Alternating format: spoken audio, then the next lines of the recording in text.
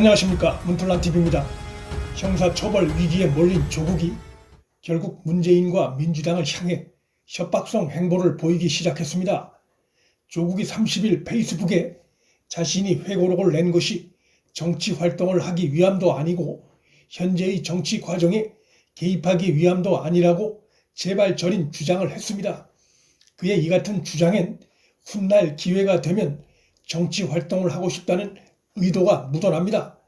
또한 이러한 주장을 하는 것을 보니 자신의 회고록을 둘러싼 정치권 안팎의 비판에 대해 그도 듣고 보고 있다는 것이고, 더더욱 그의 책 출간에 정치적 의도를 부각시키려는 언행이란 의심을 짓게 합니다.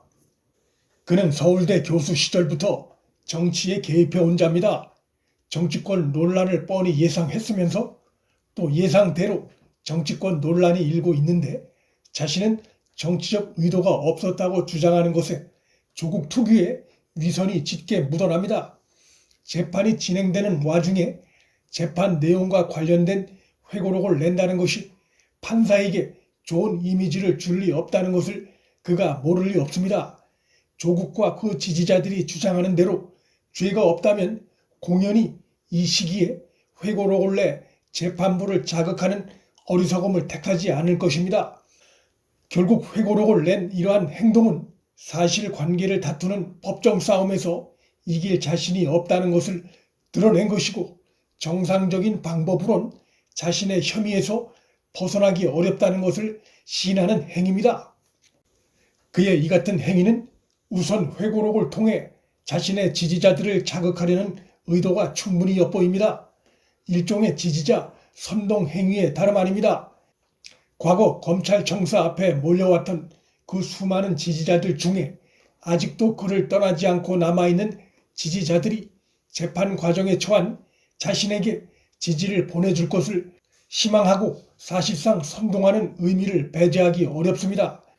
그만큼 조국으로선 처지가 다급한 상황입니다. 그의 행동엔 민주당을 겨냥한 시위 성격도 있습니다. 보궐선거 참패에서 헤어나오지 못하고 있는 민주당 내에서 조국 사태 때문에 선거에서 졌다는 비판이 일고 있는 것을 그도 듣고 있겠지만, 그것은 당의 입장이고 조국의 입장은 오히려 민주당에 대한 채권의식을 갖고 있을 수 있습니다. 자신과 가족의 입시 비리, 금융 비리 등에 대한 책임은 외면한 채 자신이 문재인 정권의 검찰개혁을 앞장서 추진하다가 핍박받고 있다는 피해자 코스프레를 하는 차원일 가능성이 충분히 있습니다. 180석을 가진 민주당 정권이 추진하는 검찰개혁 선봉에 섰던 자신을 내버려 둘 수 있느냐는 불만과 호소가 담겨 있는 것입니다. 당이 대선 경선 열기가 서서히 달아오르고 있는 시점에 회고록을 낸 것이 그것을 뒷받침합니다. 그의 의도는 실제로 어느 정도 성공하고 있고 먹혀들고 있습니다.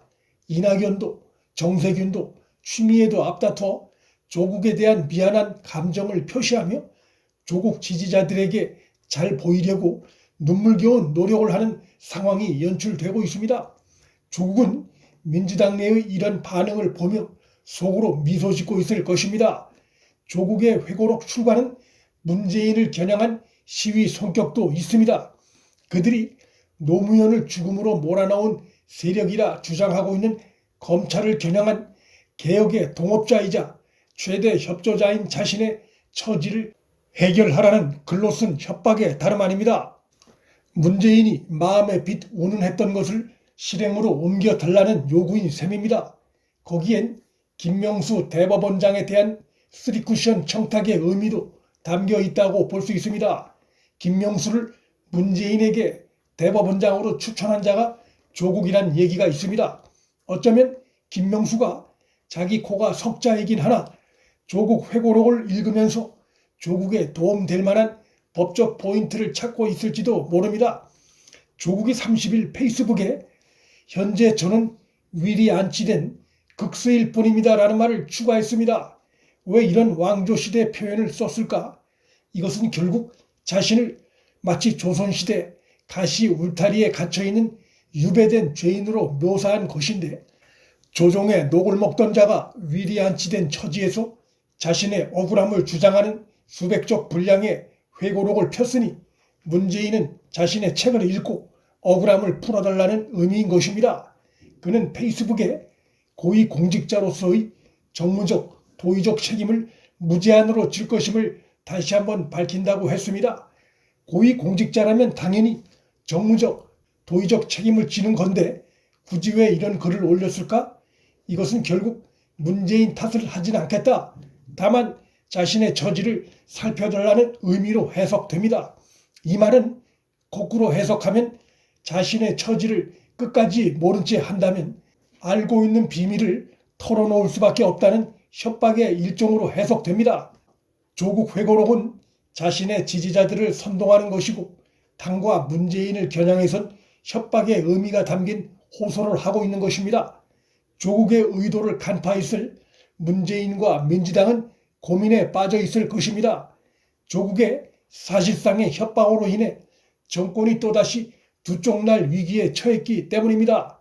조국을 외면하자니 뒤탈이 두렵고 조국을 살려내기 위해 무리수를 동원하자니 중요한 대선을 앞두고 정권이 두쪽날 위기가 두려운 처지에 문재인 정권이 몰렸습니다. 현 정권의 업보입니다. 국민은 이미 오래전에 조국에 대해 퇴출 명령을 내린 상태입니다. 문틀란TV 여기서 마칩니다.